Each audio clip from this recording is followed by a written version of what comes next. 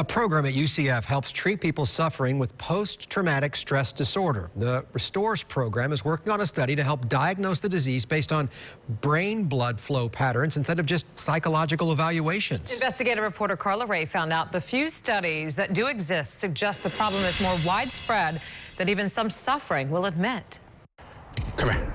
After nearly a decade of putting on a police uniform. Come here. It's been challenging.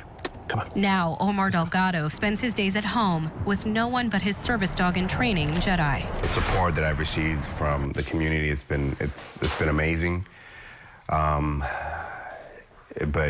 now it's kind of dwindling down, and now I'm by myself. All in favor? 9 Investigates first exposed the plan by Eatonville police to part ways with Delgado a year and a half after he gained national attention for pulling Pulse survivor Angel Colon to safety during the nightclub attack. So glad you're alive. He was deemed unfit for duty due to post-traumatic stress. Some people might easily say, well, you guys signed up for that and so forth. Well, to a degree, yes.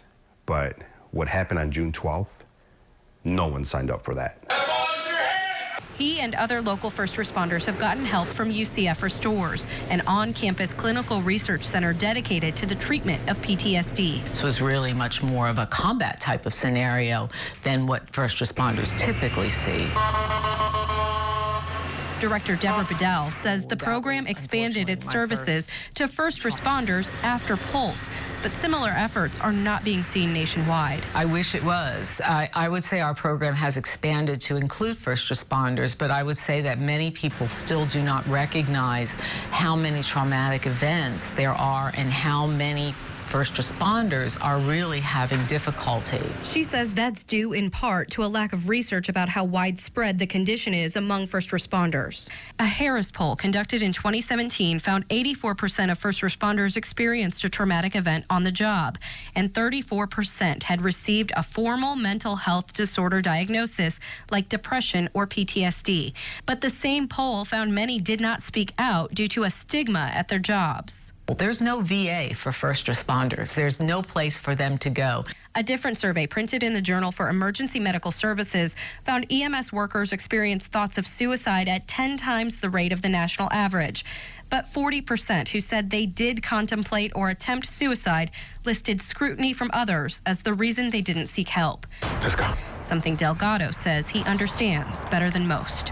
I'm here now, and I've been penalized, per se. I've been put through the ringer all because I asked for help.